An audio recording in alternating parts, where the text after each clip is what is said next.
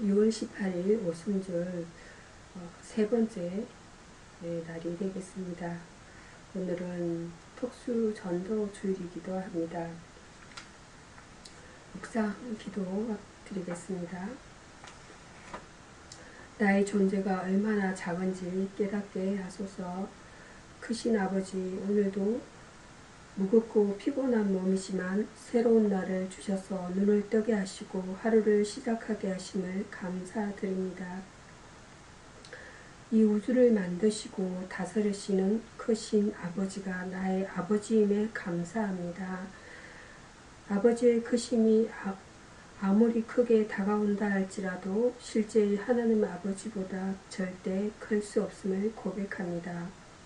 그 크신 하나님 아버지 앞에 나의 존재가 얼마나 작은지 깨닫게 하시고 그래서 더욱 격에 맞지 않는 사랑에 감사하게 하소서. 오늘 그 크신 아버지께서 나에게 주신 사명의 자리를 지키게 하여 주소서. 나의 판단과 나의 생각을 내려놓고 주님께서 주신 것에 대해 두려운 마음으로 아버지의 뜻을 살피게 하소서. 그리고 오늘도 주님께서 나에게 주신 모든 것들을 두려운 마음으로 지키게 하시고 하나님 아버지의 사랑이 얼마나 감동적인 것인지를 다시 깨닫게 하소서. 아버지 앞에 내가 커질 때 행복한 것이 아니라 아버지 앞에 내가 가장 작아질 때 행복한 것을 알게 하소서. 이 작은 나를 위해 죽으신 그 사랑이 얼마나 위대한 것이고 상상할 수 없는 것인지 마음 깊이 와닿게 하소서. 온 우주의 주인 되신 예수 그리스도 이름으로 기도합니다. 아멘. 보라, 그에게는 열방이 한 통의 한 방울 물과 같고 저울의 작은 티끌 같으며 섬들은 떠오르는 먼지 같으리니. 이사야서 40장 15절 말씀입니다.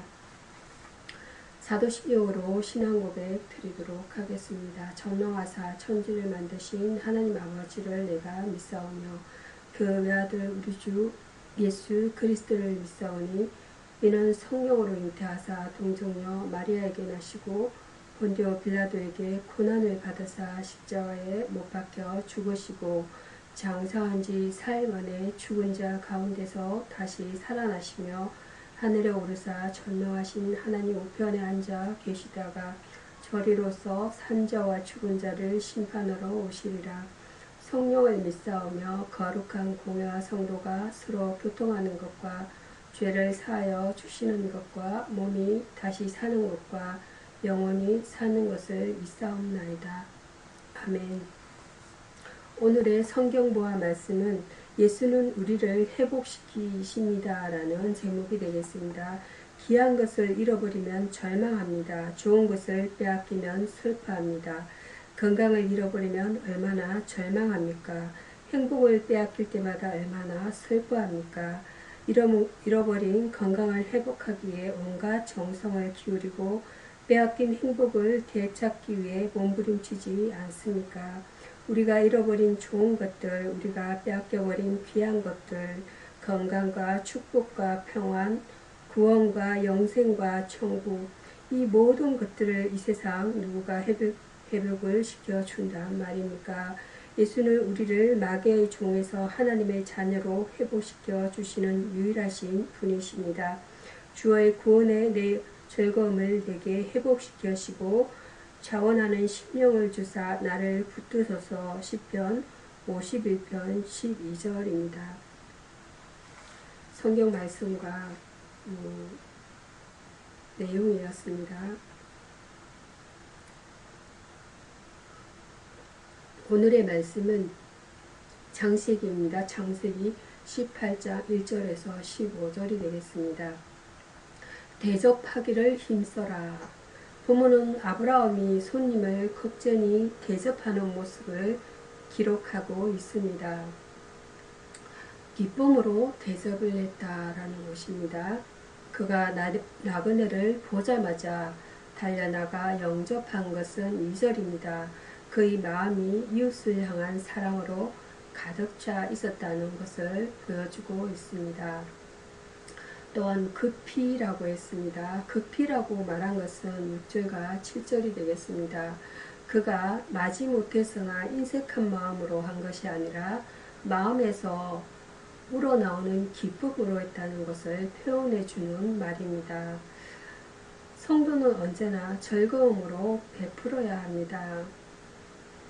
겸손함으로 대적했습니다. 그는 몸을 땅에 굽혀 나그네를 영접했다라는 것입니다. 2절입니다. 또한 그들을 주라고 부르면서 자신을 종이라고 했다라고 말씀하고 있습니다. 3절과 5절 내용입니다. 이 얼마나 겸손한 섬김의 도입니까? 우리는 남에게 베풀면서 자신을 나타내고 교만하기가 쉽다라는 것이에요. 성도에게는 철저한 섬김의 정신이 필요하다는 것입니다. 바로 그 길이 예수님의 길이었다라고 말씀하고 있습니다. 마가복음 10장 45절입니다. 대접의 결과입니다. 그는 손님들이 천사인 줄 알고 대접한 것이 아니라 평소에는 손님 대접하기를 힘쓰던 그가 부지 중에 천사들을 영접하게 되었던 것이다 라고 말씀하세요. 히브리서 13장 2절입니다.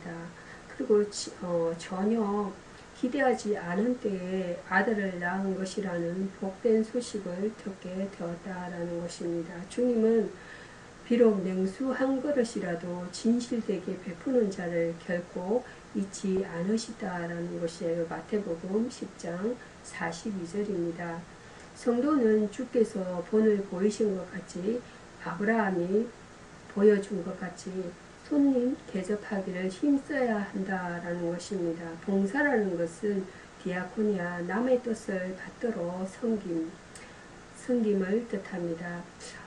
어텐던스 국가나 사회 또는 남을 위하여 헌신적으로 일함을 말하고 있습니다. 파블릭 서비스 섬긴다는 뜻 외에 섬기는 일이라는 개념으로 사용된다는 것이에요. 미니스트리입니다.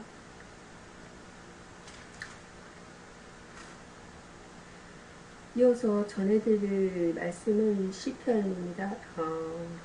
시편 이전에 창세기 21장 1절에서 7절 본문 약속의 성취라는 본문 내용이 되겠습니다. 하나님께서 아브라함에게 아들을 주시겠다고 약속하신 이후 25년 만에 성취를 하셨습니다. 하나님의 말씀대로 되어진 것입니다. 1절이 되겠습니다. 1절에서는 그 말씀대로란 말이 두 번이나 반복되고 있습니다. 즉 하나님께서는 아들을 주신 것입니다. 하나님께서 약속하신 말씀은 반드시 성취되고야 만다라고 말씀하세요. 그러므로 성도는 의심이 생기는 상황에서라든가 손해볼 것 같은 상황에서도 하나님의 말씀대로 살아야 한다는 것입니다. 이것이 하나님의 뜻과 약속을 성취해 나가는 삶인 것입니다. 하나님의 때에 되어진 것입니다. 2절입니다. 하나님의 말씀하신 기한이 미처라는 말은 하나님께서 아브라함에게 약속하셨던 바로 그 때란 뜻입니다. 하나님의 약속은 이러지도 늦지도 않게 하나님께서 정해놓으신 때에 성취되는 것이다 라고 말씀하세요. 아브라함도 100세가 되도록 오래 기다려야 했지만 5절 내용이 되겠습니다. 그 기다림은 약속의 성취를 위해 꼭 필요한 세월이었다라는 것입니다. 하나님의 능력으로 되어진 것입니다. 2절이 되겠습니다. 늙은 아브라함에게라고 한 것은 아브라함과 사라는 아이를 낳는 것이 불가능한 상태였음을 가리킵니다. 18장 11절과 12절 내용이 되겠습니다. 또한 이 말씀은 이 약속의 성취는 사랑과 능력으로 되어진 것이라는 사실을 강조하는 것입니다. 이것이 바로 불가능을 가능케 하신 선하신 하나님의 능력이다라는 것이에요. 우리 성도들도 아브라함같이 하나님의 약속을 굳게 믿는 신앙을 소유해야 하겠다라는 것입니다. 언약이라는 것은 베릭터, 디아답게 하나님과 하나님의 백성의 사이에 맺어지는 언약의 모든 조건들은 하나님에 의하여 주권적으로 결정된다라고 말씀합니다. 그리고 그 언약을 예수 그리스도를 통하여 성취시켰다라고 말씀하고 있습니다. 이어서 출애굽기 전에 시편 116편을 보도록 하겠습니다. 시편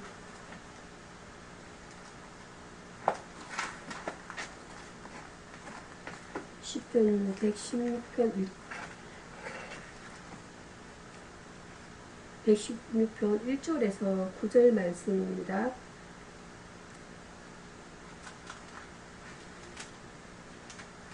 1절에서 9절 말씀은 하나님의 크신 은혜라는 본문 내용이 되겠습니다. 견줄 데 없는 고난과 절망, 순교의 어두움을 경험한 사람들은 이 시편을 잘 이해할 수 있을 것이다 라고 말씀합니다. 간구를 들으신다라는 것이 1절에서 4절 말씀입니다. 목자가 사랑하는 양들의 음성을 알듯이 그분은 당신의 종들의 음성을 아시며 아버지가 아들의 간구를 들어주듯이 그분은 우리의 기도에 응답하신다라고 말씀하고 있습니다. 그분은 환난 날에 나를 부르라 내가 너를 건지리니 내가 나를 영화롭게 하리로다. 시편 50절 15절에서 말씀하고 있습니다. 성도는 어떤 형편에서도 그분께 기도하기를 힘써야 한다라는 말씀입니다. 의로우시며 자비하시다라는 것입니다. 5절이 되겠습니다. 주의 은혜와 자비는 우리를 죄악으로부터 구속하신 사건 속에서 구체적으로 명확하게 드러난다라는 것입니다.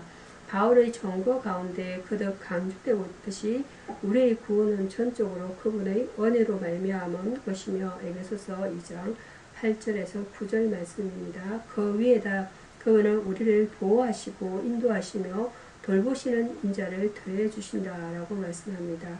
결박을 풀어주신다라는 것이 16절이 되겠습니다. 16절입니다. 주께서 풀어주신 결박은 이 세상의 어떤 것으로도 풀 수 없는 죄의 결박이며 이로 인해 우리는 자유하게 되었다라고 말씀하고 있습니다. 갈라디아서 5장 1절입니다. 우리는 이 같은 축복과 특권이 전적으로 그분의 주권적 은혜임을 알아야 한다고 말씀합니다. 우리로서는 도저히 불가능한 것이었지만 하나님의 전적인 은혜로 말미암아 이롭게 된 것입니다. 우리는 어려우시며 자유케 하시는 하나님의 은혜로 말미암아 진정한 삶을 살아갈 수 있습니다. 은혜라는 것은 카리스, 은혜는 하나님께서 그분의 멀어진 피조물을 하나도 공을 들이지 않는 행위를 통하여 구원해 주시는 것을 의미한다라는 것입니다. 이 은혜는 언약을 통해 나타났으며 예수 그리스도를 통해 성취되었다라고 말씀합니다. 이어서 출애굽기입니다. 출애굽기 시편 116편에 이어서 출애굽기는 19장 말씀이 되겠습니다. 출애굽기 19장 1절에서 8절 말씀 1절에서 6절까지 보도록 하겠습니다. 언약의 준수의 축복이라는 본문 내용을 오늘 나눠보고자 합니다. 언약의 축복은 이스라엘이 하나님의 소유가 되고 제사장 나라가 되고 거룩한 백성이 되는 것입니다. 내 소유가 되리라 5절 말씀입니다. 이 말씀은 너는 나의 귀중한 보배가 되리라는 뜻입니다. 인간이 보물을 가짐으로 부유해지는 것과 같이 하나님이 이스라엘을 보배 삼아 가지심으로 부유해진다는 것은 결코 아닙니다. 그것은 인간이 보물을 귀하게 여기듯 하나님께서도 그들을 그렇게 귀하게 평가해 주시겠다는 뜻인 것입니다. 제사장 나라가 되리라는 것은 6절입니다. 이스라엘 백성들은 다른 민족과 비교할 때 하나님에 대하여 제사장들이요 그에게 직접 예배하고 직접 교제할 수 있을 만큼 가까운 백성인 것입니다. 시편 148편 14절입니다. 그들을 먼저 자유한 백성이 되었다면 그것은 그들이 하나님께 제사장으로서 제사를 드리기 위함인 것입니다. 오늘 우리도 주님께서 왕같은 제사장들로 삼아 주셨습니다. 거룩한 백성이 되리라 6절입니다. 거룩하다라는 말은 히브리어로 가도시 즉 구별된다는 것입니다. 하나님께서 이스라엘 백성을 구별하게 하신 것은 그들이 이방 민족과 구별된 백성이 되어 하나님만 섬기며 세계 인류를 구원하게 하기 위함이셨습니다. 세상을 변화시키는 역할을 감당해야 하겠습니다. 언약을 준수하여 하나님이 주시는 축복을 받아 누리는 성도가 되어야 하겠습니다. 언약, 베리터, 디아레케, 하나님과 하나님의 백성들 사이에 맺어지는 언약의 모든 조건들은 하나님에 의하여 주권적으로 결정됩니다. 그리고 그 언약을 예수 그리스도를 통하여 성취시켰습니다. 이어서 시편 100편이 되겠습니다. 시편 100편.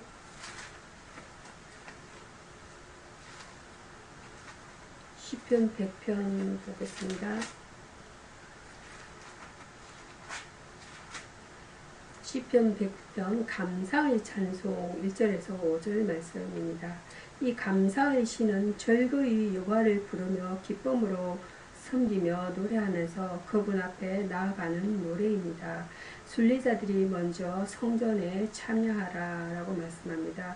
이 순례자들은 예수님 당시처럼 지구의 끝에서부터 온 자들로 애굽인, 메소포타미아인, 에돔인, 사마리아인 등이 다 포함되어 있습니다.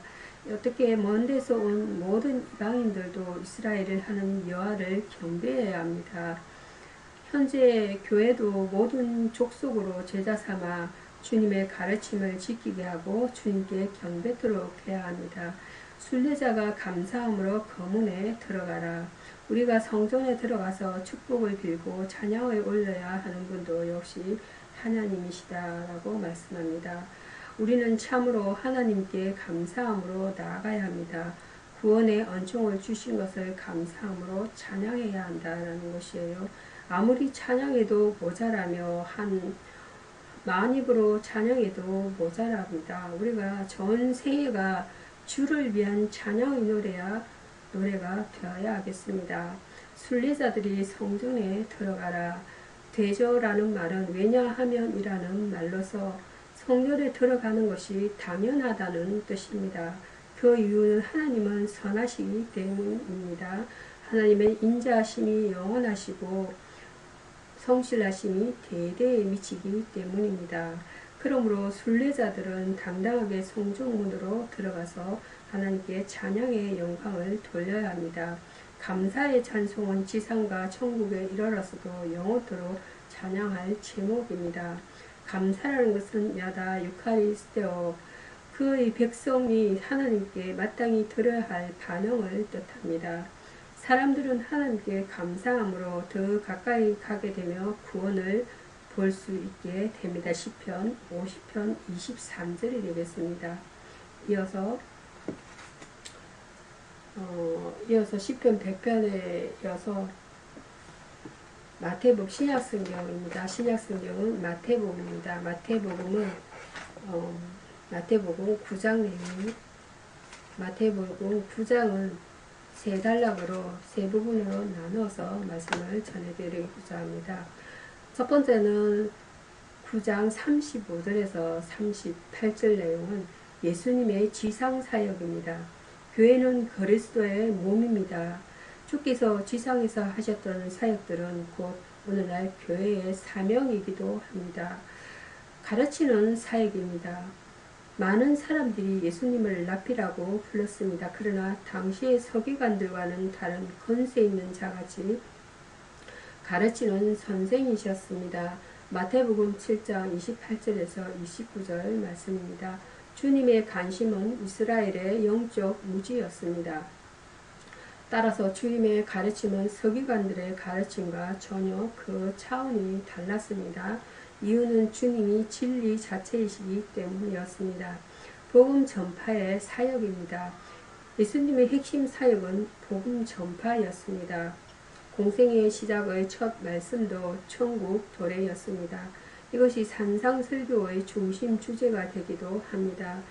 교회의 존재 이유를 단적으로 묻는다면 교회 전파 때문입니다. 복음의 내용은 예수님의 탄생, 고난, 부활, 성천, 재림의 사건과 그 의미인 것입니다. 그중 어느 하나를 소홀히 해도 안 됩니다. 그 봉사는 사역입니다. 주님의 최대 관심은 물론 영혼 구원입니다. 그러나 주님은 우리의 영혼을 담는 그릇으로서의 육체도 완전해지기를 원하십니다. 복음에 불모진 이 땅에 기독교가 있도록 쉽게 정착할 수 있었던 것도 사실은 선교사들의 학교와 병원 설립과 대민 구제 등의 봉사적 사업에 있었음을 우리는 잊어서는 안 됩니다.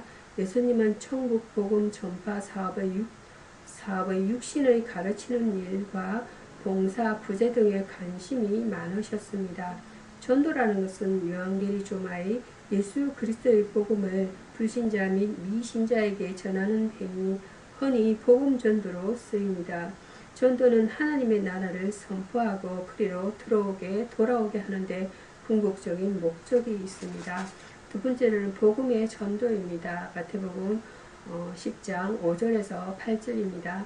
성령을 받으면 그 전거의 하나로 전도를 하고 싶어집니다. 전도를 위하여 우리가 먼저 할 일은 무엇입니까? 천국을 전합니다. 제자들을 파송하시면서 하신 주님의 부탁은 천국이 가까웠다는 사실을 전파하라는 것이었습니다.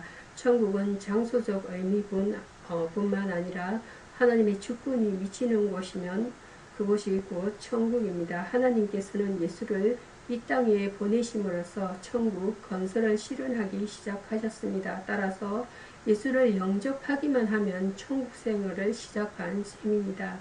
가까운 곳에서 그것부터 시작합니다.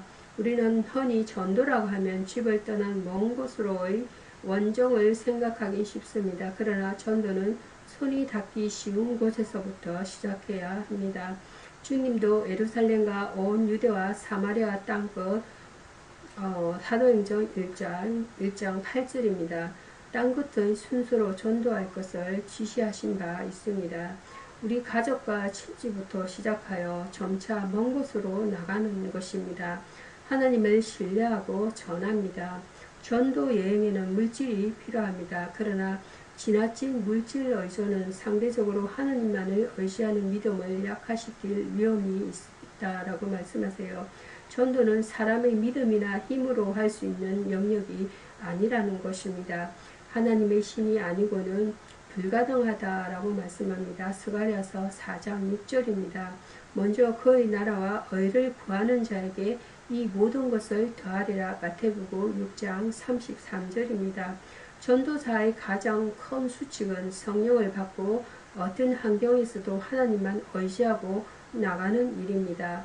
전도는 요한계리조마의 예수 그리스도의 복음을 불신자 및 미신자에게 전하는 행위, 흔히 복음 전도로서 쓰입니다. 전도는 하나님의 나라를 선포하고 그리로 돌아오게 하는데 궁극적인 목적이 있다라는 것입니다. 전도자의 다음은 전도자에 이어서 전도자의 자세입니다. 10장 16절에서 26절입니다. 예수님께서는 전도자들을 파송하시면서 그들이 주어야 할 것들에 대해 갖추어야 할 것들에 대해 교훈하셨습니다. 비둘기 같이 순결해야 한다라고 말씀합니다. 16절입니다. 예수님께서 제자들은 보내면서 양을 이리 가운데 보낸가 같다라고 하셨습니다. 그러므로 비둘기같이 순결하라 16절입니다. 라고 하는 말은 전도자가 이리와도 같은 이 세상에 나갔을 때 죄악에 물들지 말라는 말씀입니다. 전도자의 순결은 강한 이리와 같은 세상을 이길 수 있는 최대의 무기이기 때문인 것입니다. 뱀처럼 지혜로워야 한다라고 말씀하세요. 16절입니다.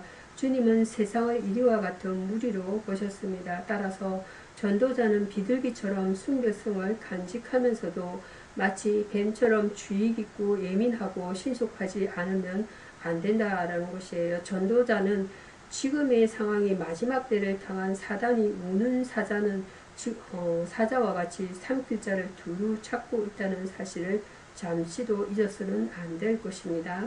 성령을 철저하게 의지해야 한다라고 말씀합니다. 19절에서 20절입니다.